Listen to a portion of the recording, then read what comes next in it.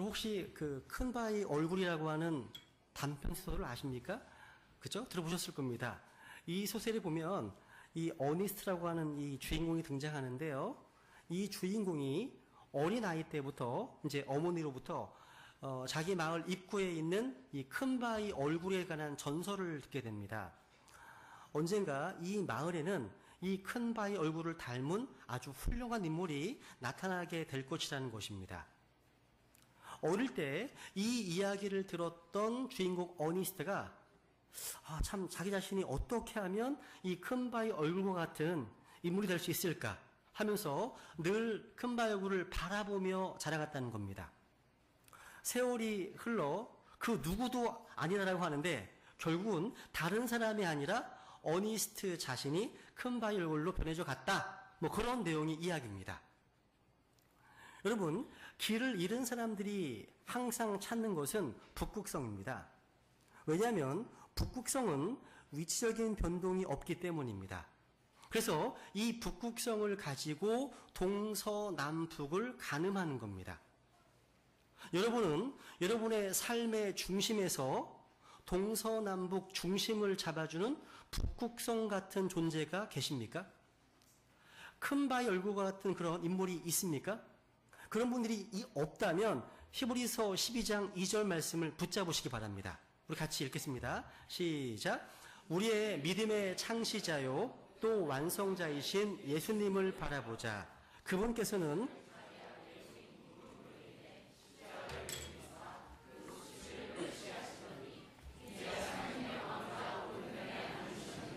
아멘. 우리의 믿음의 창시자, 이 말이 오서, 저자입니다. 저자. 책의 저자처럼 믿음의 창시자요 또 완성자이신 예수님을 뭐 하라고요? 바라보자. 바라보자. 여러분, 우리는 바라보는 것에 영향을 받게 되어 있습니다. 바라보면 변화가 됩니다. 큰 바위 얼굴처럼 늘 보면 닮게 되어 있어요. 보면 영향을 받게 됩니다. 때로는 한번 어떤 뭔가를 본 경험이 정말 일평생 받은 교육보다 더 큰, 더 귀한 깨달음을 얻을 수 있습니다. 여러분, 우리의 삶에 있어서 예수 그리스도께서 큰 바위 얼굴이시고 북극성으로서 삶의 중심을 잡아주고 계시다면 혼미한 삶이나 방황의 삶은 피할 수 있을 겁니다. 왜냐하면 그분께서 내가 곧 길이라고 하셨기 때문에 그분이 길이십니다. 여러분, 신앙생활의 핵심은 다른 게 아닙니다. 한마디로 내가 예수 그리스도를 의지하고 그분을 바라보고 그분이 내 인생의 북극성이 되시도록 하는 것이 바로 신앙생활입니다. 우리 교회 전체적으로 모든 성도들의 영적 성장을 위해서 기도합니다. 사실 신앙이 성장한다는 것, 신앙이 자란다는 것은요, 뭐 기도를 10분 더 하고 성경을 조금 더 읽고 하는 것, 그런 것이 아닙니다. 그것은 신앙이 성장하도록 하는 도구입니다. 여러분은 나의 신앙이 성장하고 변화받고 계십니까? 뭐가 신앙의 성장입니까? 뭐가 변하죠? 한마디로요, 과거보다 더 집중해서 예수 그리스도를 바라보고 그분을 의지하고 그분을 신뢰하고 하나님을 중심으로 하는 삶을 살아왔다면 신앙이 잘하고 계신 겁니다. 여러분, 2017년도가 시작된 지 벌써 9월 중순이 지났습니다. 2017년. 사람들은 12월 31일 또 1월 1일이 되면 동해안에 뭘 보러 가요? 그쵸. 해돋이를 보러 갑니다. 그죠? 1월 1일이나 12월 31일이 뭔가 좀 인위적인 설정임에도 불구하고 뭔가 기대를 합니다. 그것은 어떤 변화에 대한 욕구예요. 변화에 대한 욕구. 새로워졌으면 좋겠다거나 새해가 되면 이제 새로운 출발을 했으면 좋겠다. 이런 마음속의 열망을 나타내는 하나의 표현인 것 같습니다. 여러분, 성경적 기독교가 가진 가장 위대한 매력이 있다면 저는 그것이 변화의 약속이라고 믿습니다. 우리가 받은 그리스도의 복음은 변화를 약속하고 변화의 체험을 제공합니다. 여러분, 예수님의 공생의 첫 번째 기적이 무엇입니까? 갈릴리 가나에서 예수님께서 물을 포도즙으로 포도 음료로 바꾸셨습니다. 물이 포도즙으로 바뀌었다는 것은 뭔가 질적인 변화를 나타내는 겁니다.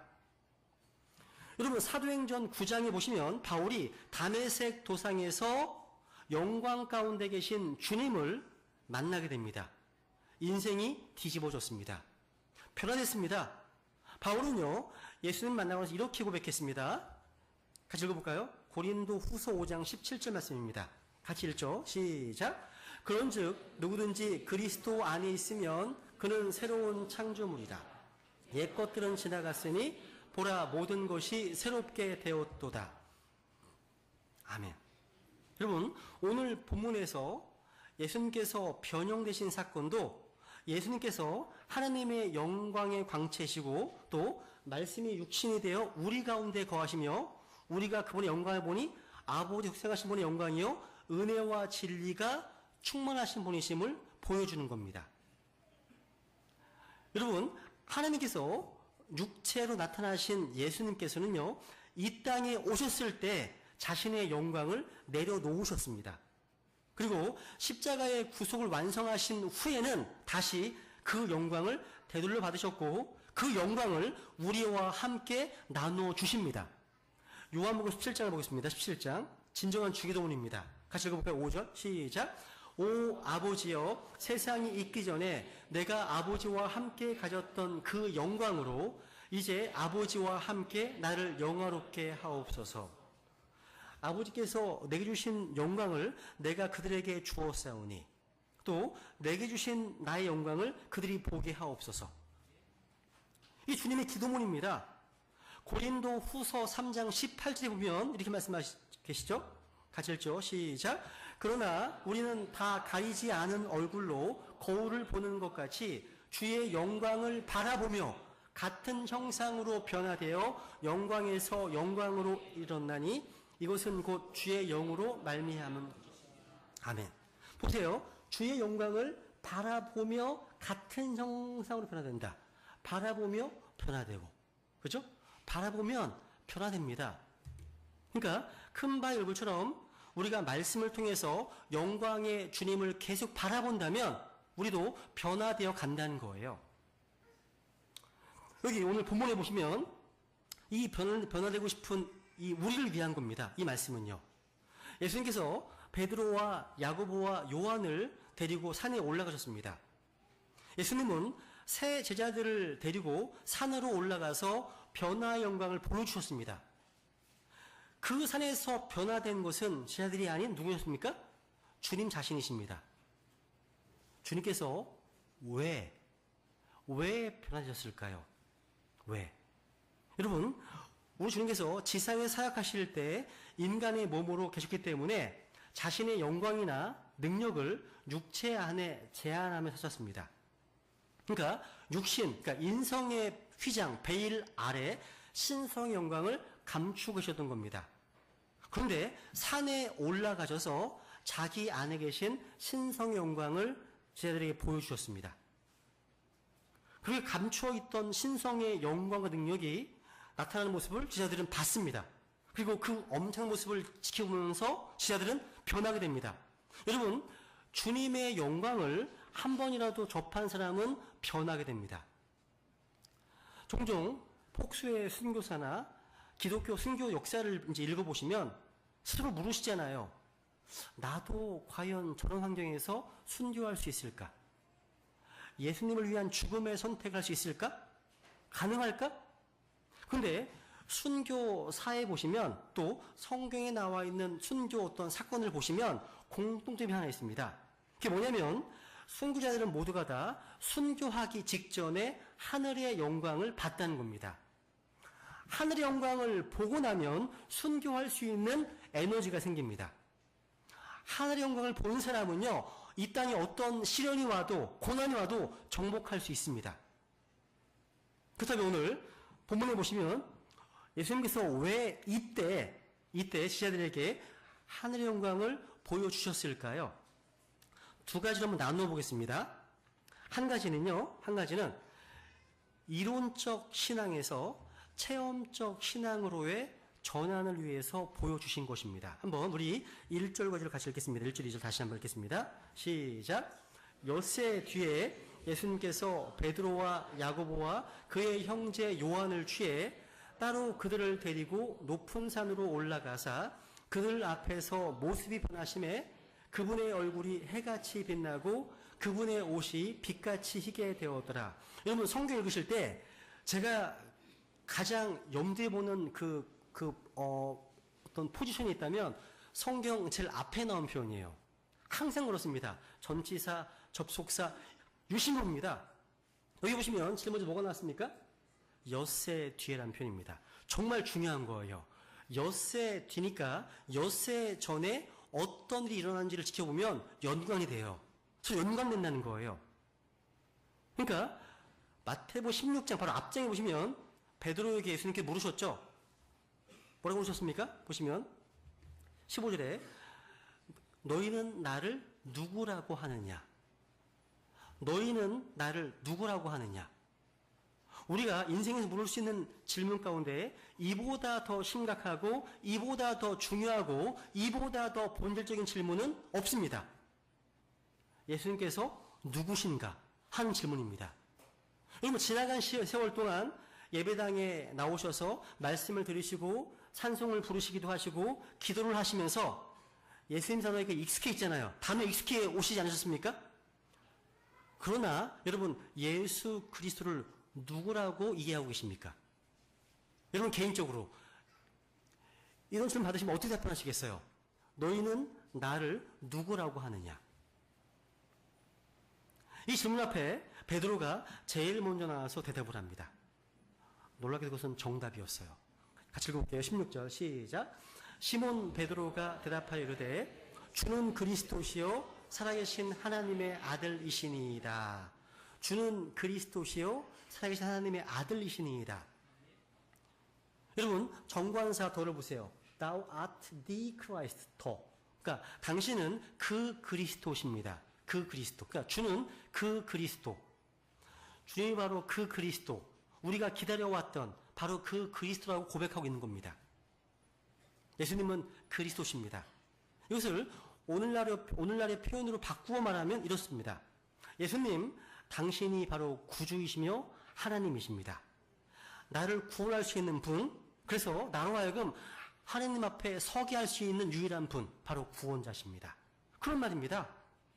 이것이야말로 기독교의 가장 중요한 고백 가운데 하나입니다.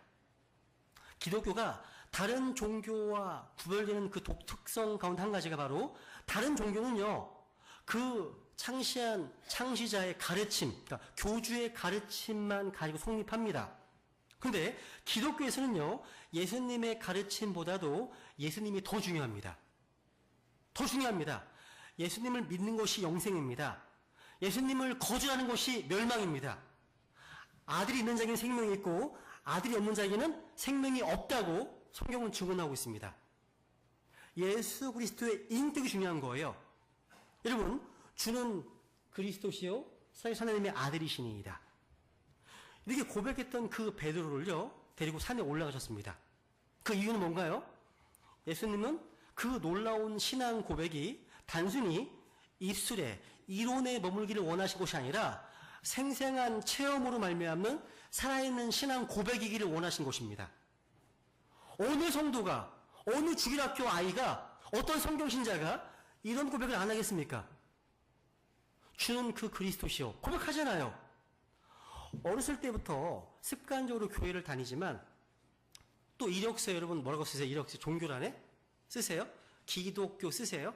아니면 창피하니까 안 쓰세요? 혹시 기독교 하나 쓰세요. 성경적 기독교 주세요. 8글자로.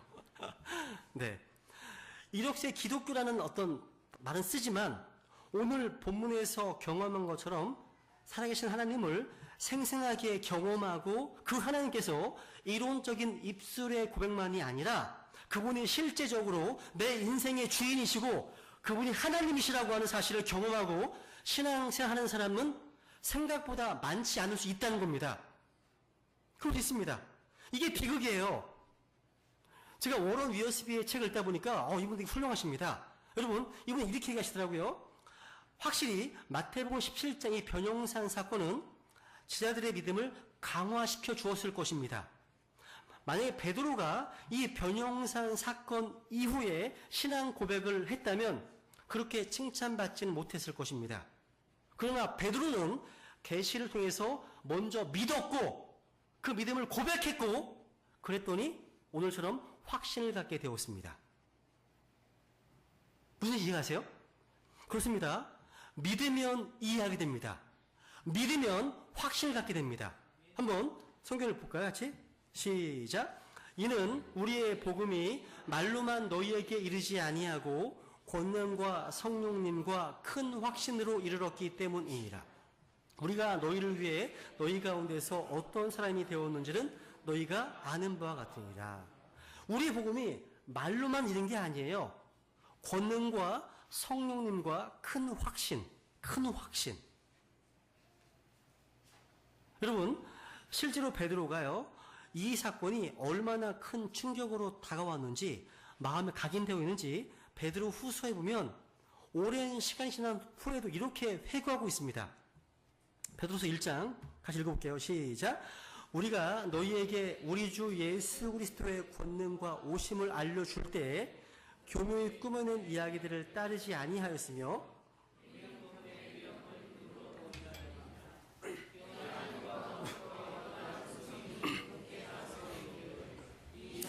내 사랑하는 아들이라 내가 그를 매우 기뻐하노라 하실 때에 그분께서 하나님 아버지로부터 존귀와 영광을 받으셨느니라.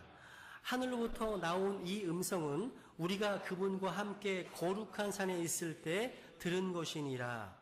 이걸 지금 회상하는 거예요. 잊을 수가 없는 겁니다.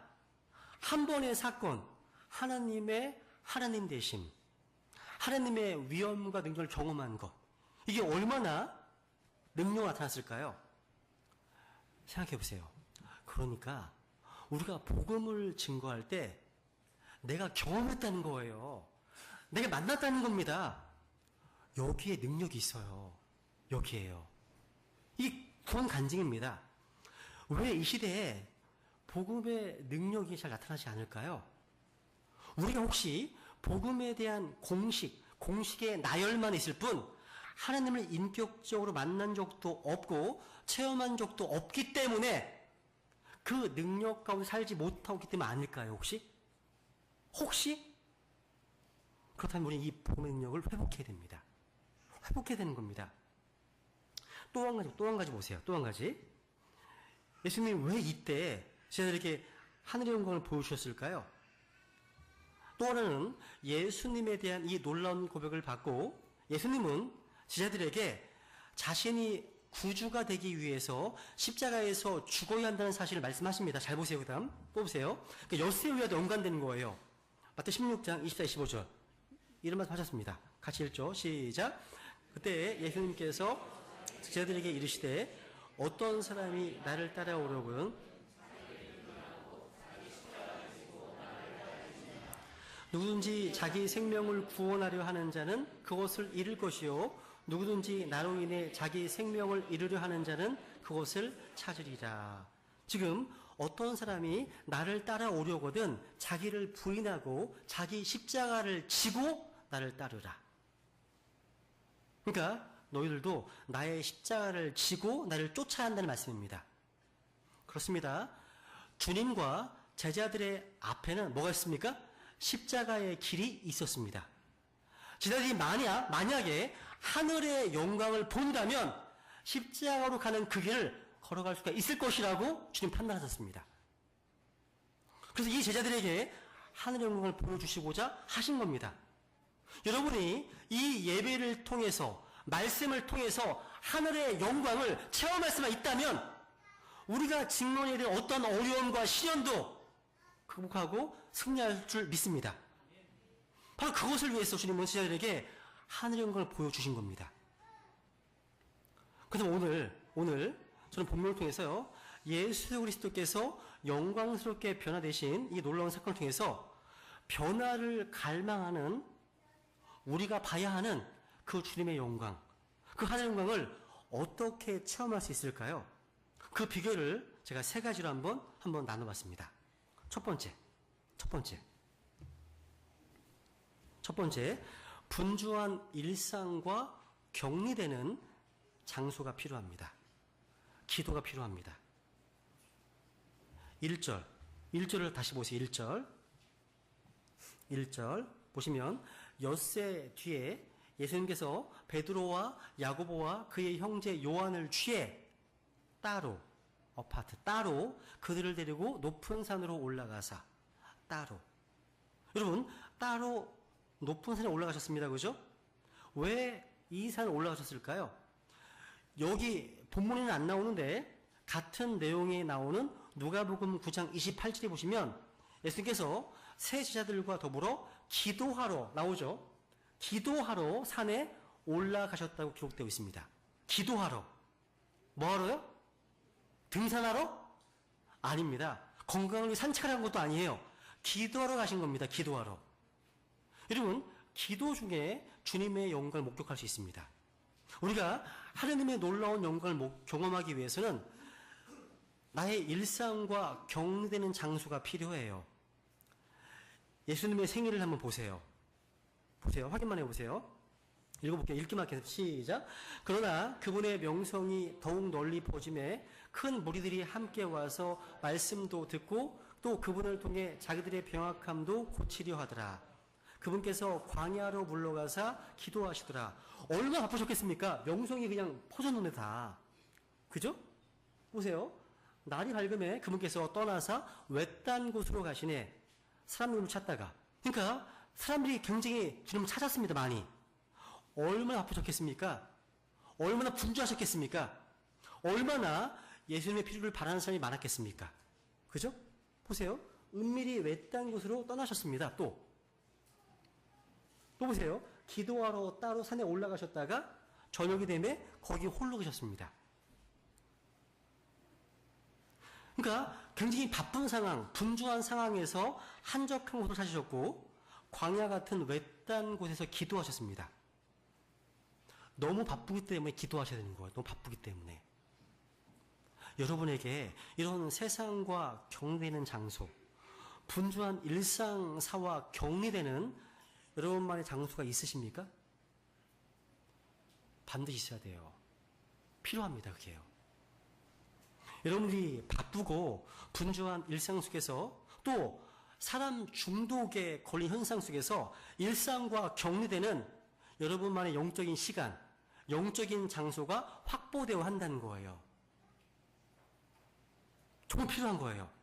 여러분, 200만 명의 회중의 목자로 부름받은 모세, 한번 생각해 보세요. 모세는요, 이집트의 로열 패밀리, 왕궁의 교육을 받았습니다. 최고 엘리트 교육을 받았습니다. 한번 사도행전 7장에 보시면 읽어보죠. 20절부터 보니까 같이 읽죠. 시작. 그때 모세가 태어나는데 그는 심히 아름답더라.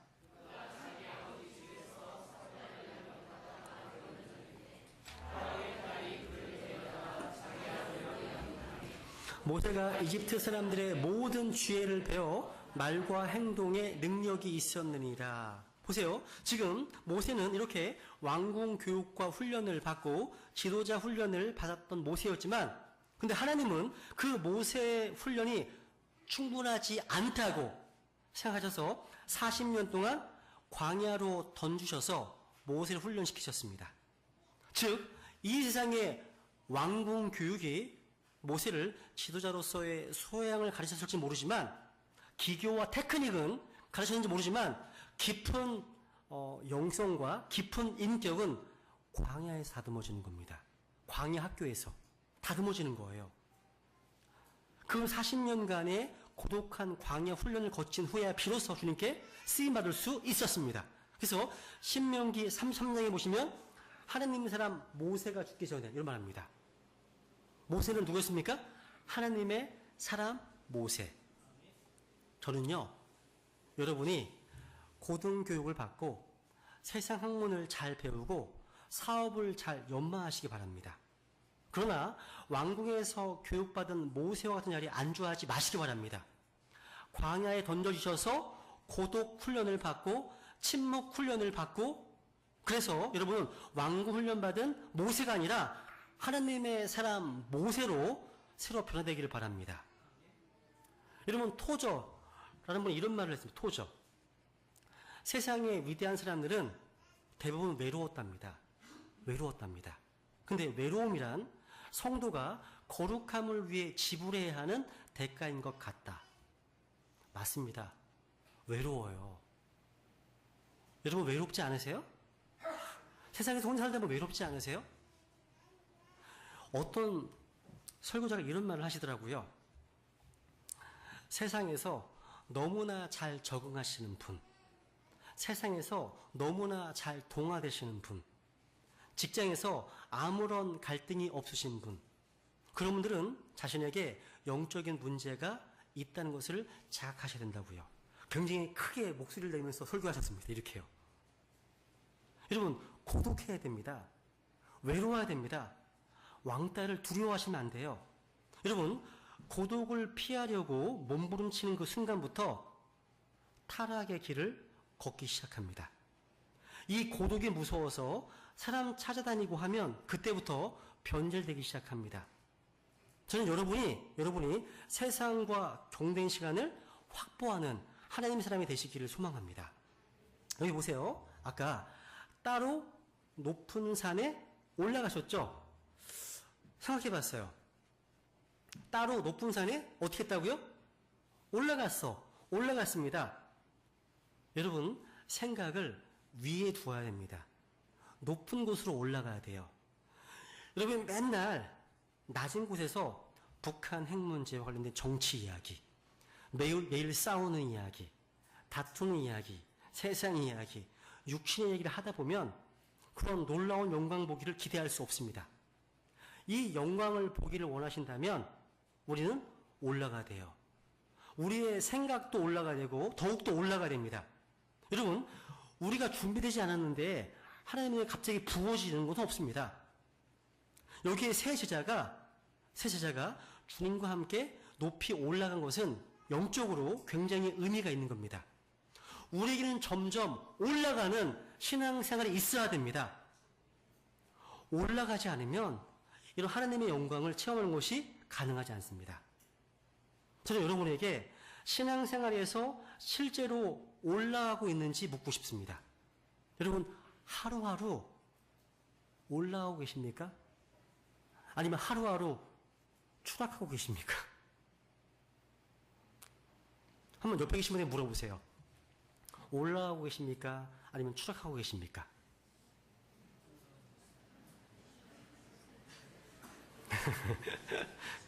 우리에겐 되게 부끄러워하신단 말이에요. 너무 부끄러워하세요. 여러분, 우리가 하나님의 영광을 보려면 대가를 지불하고 올라가야 됩니다. 여러분, 산에 올라가는 게 쉬운 일이 아니에요. 저는 오늘은 엘리베이터 타고 올라왔어요. 근데 종종 걸어서 올라오거든요. 컨디션이 좋을 때는. 금정프라자를 10층만 올라오라 하더라도요, 전 중간에서 한번 쉽니다. 화장실로 가요. 너무 힘들어가지고. 7층, 8층 되면 하면서 막 내가 이 짓을 하고 참으면서 이제 올라오고 있어요. 힘들어서요. 이렇게 올라가는 건 힘이 들어요. 영적인 것도 마찬가지예요. 이렇게 힘들지 않으면 올라가지 않습니다. 내려가는 건 되게 쉬워요. 그냥 자동차 내려갈 수 있어, 그냥요. 이게 영적인 건 마찬가지인 겁니다. 두 번째로 우리가 하나님의 영광을 체험하려면 주님의 음성을 듣는 것을 배워야 합니다. 주님의 음성. 우리가 어떻게 주님의 음성을 들을 수 있을까요? 새 제자는요, 본문에서 어떻게 주님의 음성을 들었을까요? 주님의 모습이 변화되기 시작했습니다. 2절에 보시면 얼굴과 옷이 변하고 영광이 막 나타났습니다. 하늘의 영광이 주님에게 나타나기 시작했습니다. 그런데 누가복음 9장 32절에 보니까 이런 상황에서 새 제자들이 깊이 잠들었다고 기록하고 있습니다. 적어놓으세요. 여기 2절 옆에다가 누가복음 9장 32절 적어놓으세요. 깊이 잠들었습니다.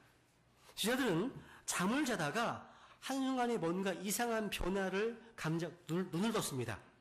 보니까 이상한 광경이 벌어지고 있었습니다. 무슨 광경입니까? 3절. 보라, 모세와 엘리야가 그분과 이야기한 것이 그들에게 보이거늘. 그러니까 예수님과 함께 양쪽 좌우에 모세와 엘리야가 등장한 겁니다. 이들은 구약시대의 대원자들입니다. 희한한 일이죠? 구약시대의 영웅이었던 모세와 엘리야가 나타나서 우리 주님과 대화하는 모습이 눈에 보인 겁니다. 졸다가 깨어나서 얼마나 놀랐겠습니까? 그래서 베드로가 뭐라고 했습니까? 베드로가요? 4절 아래 같이 읽겠습니다. 시작. 그때 베드로가 응답하여 예수님께 이르기를 주여 우리가 여기 있는 것이 좋사온즉 만일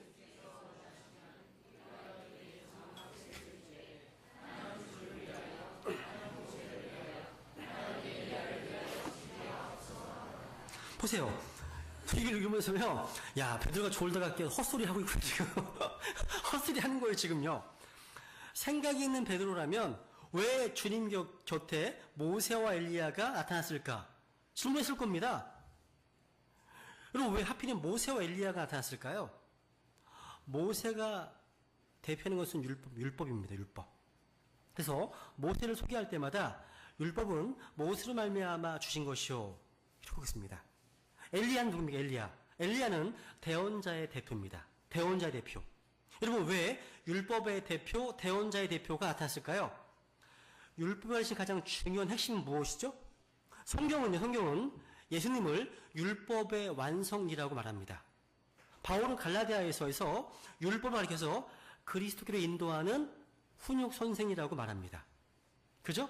그러니까 율법이라는 것은요, 하라, 하지 마라 하는 법입니다. 우리는 하라는 것을 하지 못하고 하지 말라는 것을 했습니다. 우리는 모두가 다 이 법을 깨뜨린 죄인입니다. 이 죄에서 우리를 구원할 수 있는 분은 누굽니까? 예수님이십니다. 성경 그분이 바로 율법의 완성이라고 가르치고 있습니다. 대언서, 예언서에는 많은 예언들이 있습니다. 근데 그 예언들의 유일한 초점은 바로 장차 오실 메시아, 예수님을 가리키고 있습니다.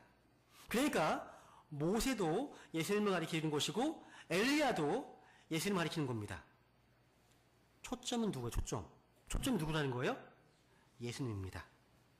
그러니까 모세나 엘리야를 예수님과 동일 선상에 놓고 동일 수준에 놓고 생각하면 안 됩니다.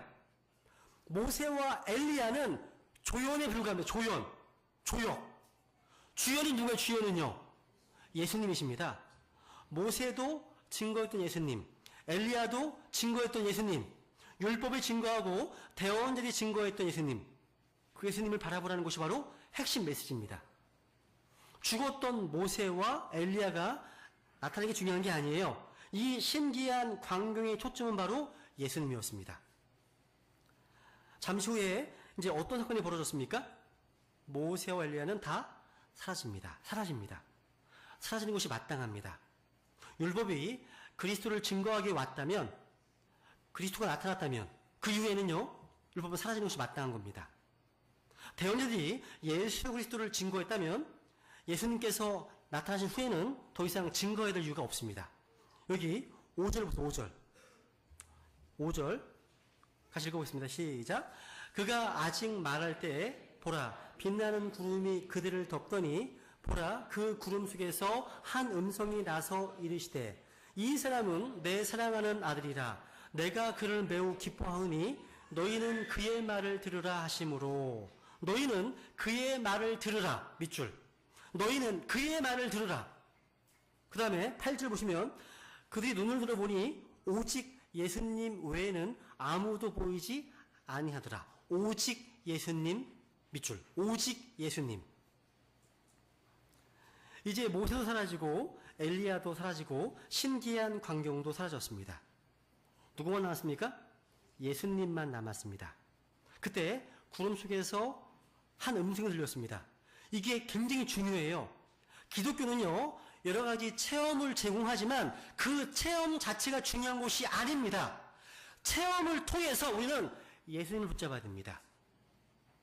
오직 예수님. Jesus only. 이게 복음의 번원 4개라고 하는 분의 좌우명이었어요.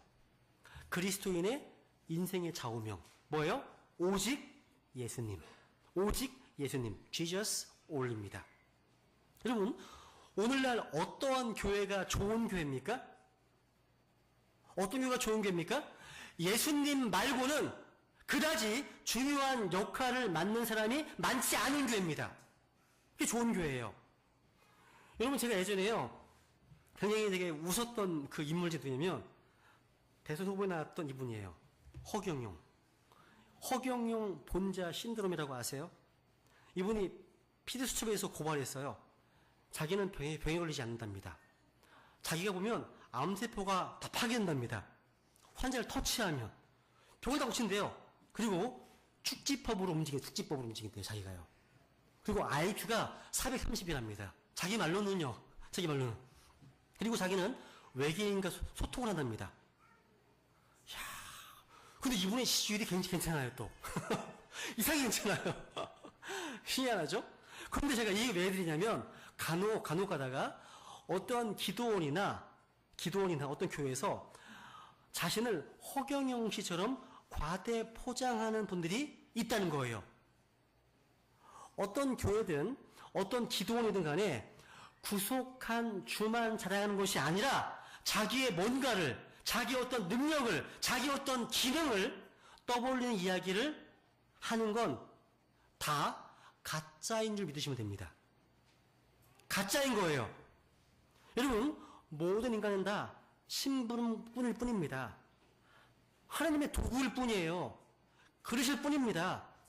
어떤 교회는 자꾸 목회자가, 어떤 교주가 성도들로 하여금 자기를 주목하게 만드는데 그것은 죄송하지만 병들었다는 증거입니다.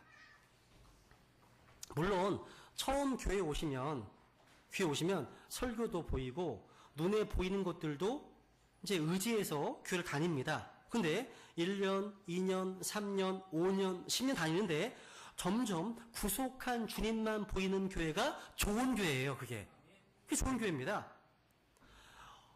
사람을 자꾸 주목하잖아요? 그러면 장풍을 쏘고 싶어져요. 진짜 그런 거예요. 장풍을 쏘고 싶고 허경영 씨처럼 하고 싶어지는 거예요. 여러분, 모든 성도들이, 모든 회중들이요, 오직 구속한 주님만 바라보면 그 특별한 일을 왜 하겠습니까? 안 하죠, 당연히. 그죠? 여러분, 레오나르도 다빈치가요, 43살 됐을 때 일입니다. 이분이요, 이태리 이제 밀란에 살던 이제 루도빈코 공작에게서 예수님의 최후의 만찬을 이제 그려달라는 부탁을 받았습니다. 3년간의 작업 끝에 다빈치가요, 이 그림의 초벌을 완성했습니다. 그리고 그 그림의 모습을 친구에게 보여주면서 한번 소감을 물었어요. 소감을요. 이때 다빈치가 이렇게 얘기했습니다. 예수님의 오른손에 들려진 그 잔을 가리키면서 이 잔이 너무나 인상적이고 사실적이다. 마치 살아있는 컵과 같다. 이런 코멘트를 했습니다. 그런데 다빈치는요, 갑자기 붓을 들어서 그 컵을 지워버렸습니다. 그 자리에서 지워버렸습니다. 친구가 당황해 하면서 깜짝 놀랐어요. 왜 그러냐고. 다빈치가 이런 유명한 대답을 했습니다. 아무것도 이 그림에서 예수 그리스도보다 더 중요한 것은 없어 하기 때문이네. 맞습니다, 여러분요. 모세도 사라지고 엘리야도 사라졌습니다. 예수님만 남았고 하늘에서 한 음성이 나기를 너희는 그분의 말을 들으라. 바로 예수님의 말을 들으라 하셨습니다. 우리가요, 제대로 신앙생활하기 위해서는요, 주님의 음성을 듣는 것보다 더 중요한 것은 어디 있겠습니까? 그보다 중요한 것은 없습니다. 그렇다면 우리가 어떻게 주님의 음성을 들을 수 있을까요? 지금 하늘에서 소리가 나면 좋을 것 같습니다. 모든 시대의 성도들이 보편적으로 확실하게 주님의 음성을 들을 수 있도록 성경을 주셨습니다. 베드로서 같이 읽어볼까요? 18, 19절 시작. 하늘로부터 나온 이 음성은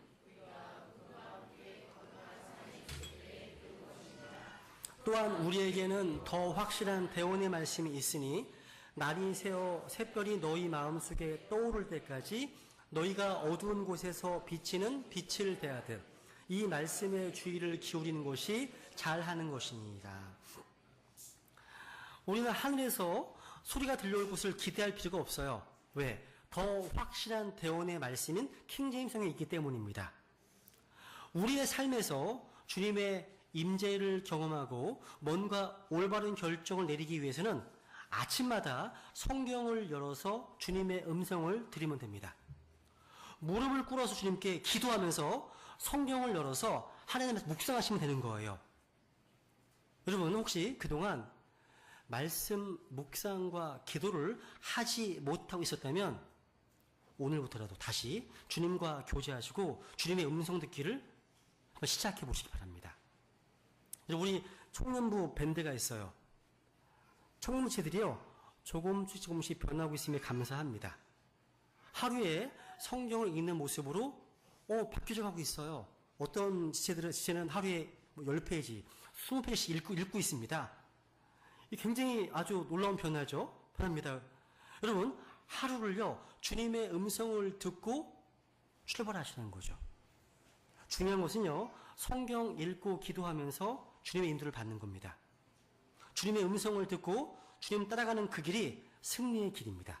거기서 하늘의 영광을 체험하게 될 거란 사실이죠. 마지막으로 이 시대에 우리가 하늘의 영광을 체험하기 위해서 중요한 것은요, 오직 예수님을 붙들고 산에서 내려와야 한다는 거예요. 올라갔으면 어떻게 되는 거예요? 내려와야 됩니다.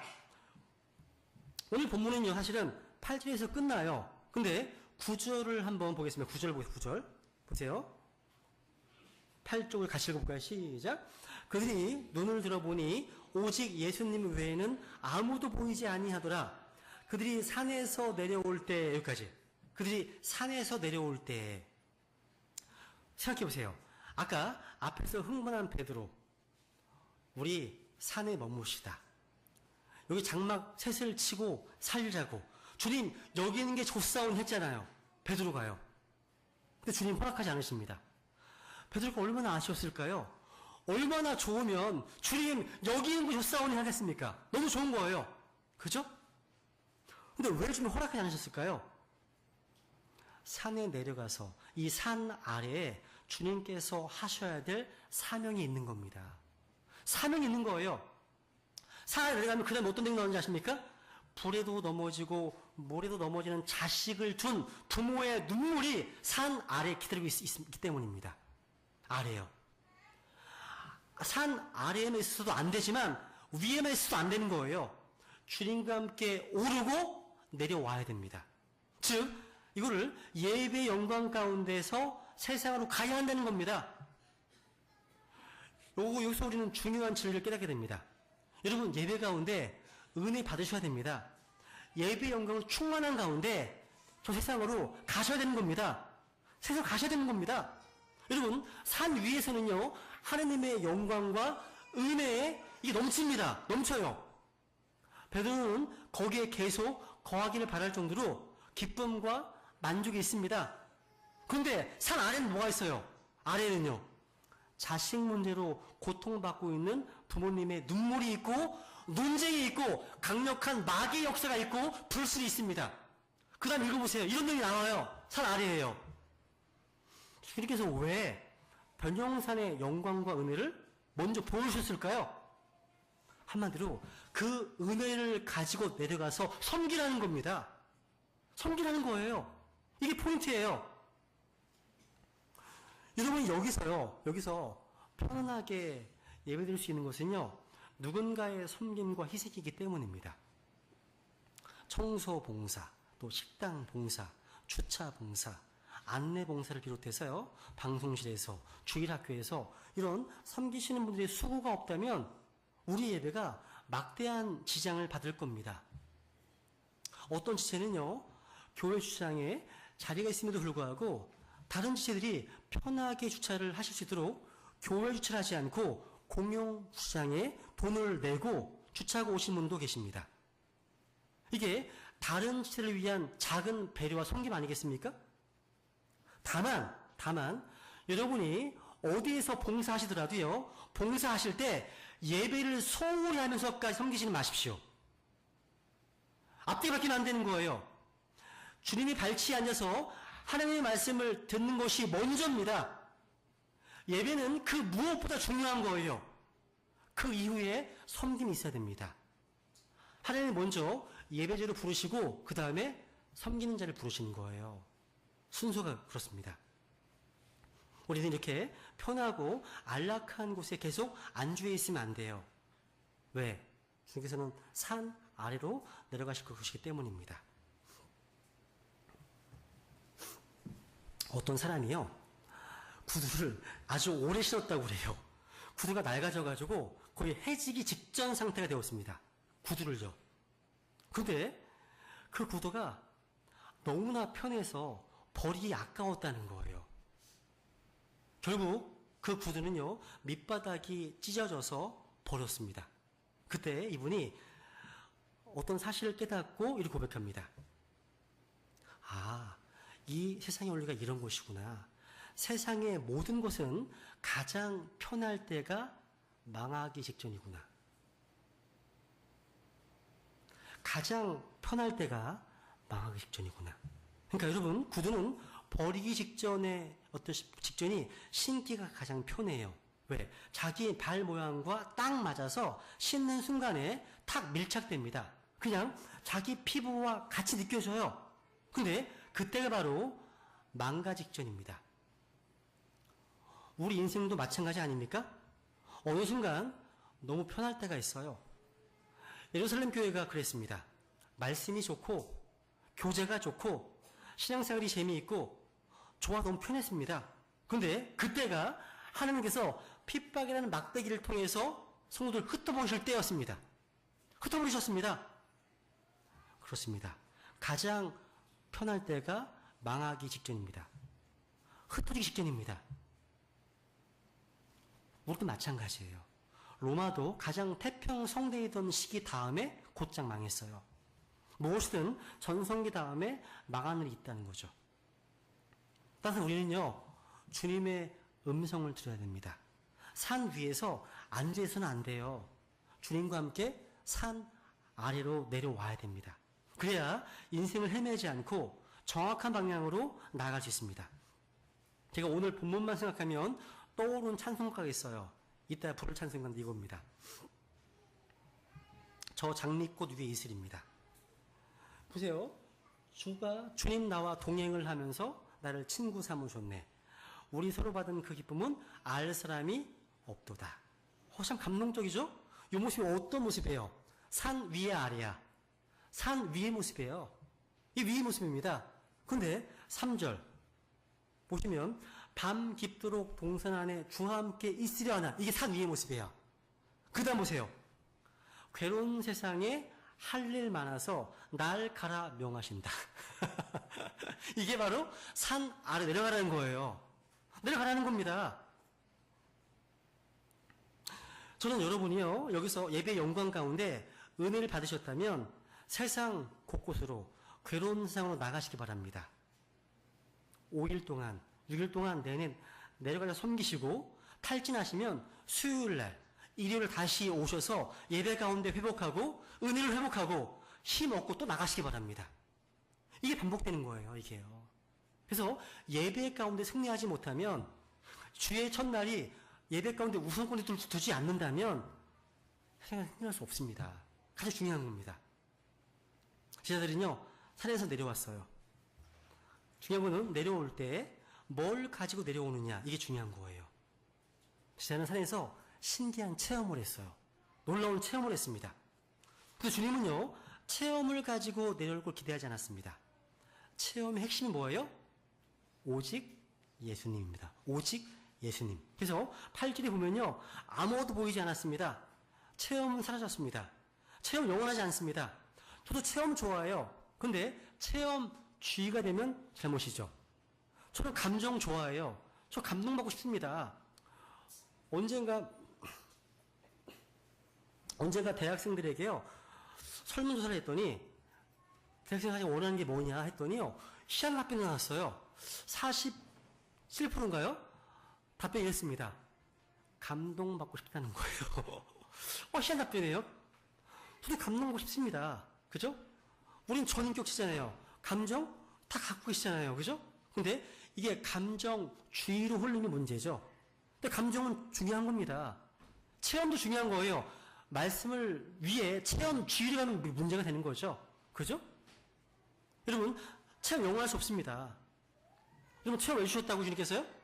체험을 통해서 예수님 붙들고 내 삶의 한복판에서 하나님께서 원하시는 그런 삶을 살기 위해서라는 겁니다. 그래서 여러분, 이 체험이 너무 좋은 나머지 주의 첫날만 아니라 일주일 내내 교회에만 집중하고 모든 에너지를 교회에만 쏟는 그런 마음이 있다면 옳지 않습니다. 시선을 어디로 둬야 돼요, 이제? 세상으로. 구원받지 못한 사람들에게 향해야 되는 거예요. 교회 안에 머무는 게 아니에요. 아닙니다. 이것은 베드로의 사고방식이에요. 장막 셋을 짓고 싶다는 마음 아니겠습니까? 주님 그걸 원치 않으십니다. 주님이 말씀하시는 거예요. 너가 예수님의 영광과 위엄을 봤다면, 목격했다면 산으로 내려가라는 겁니다. 주님의 제자답게 이제 어둠의 음침한 골짜기로 내려가서 하나님 백성들에게 살라는 겁니다. 살라는 거예요.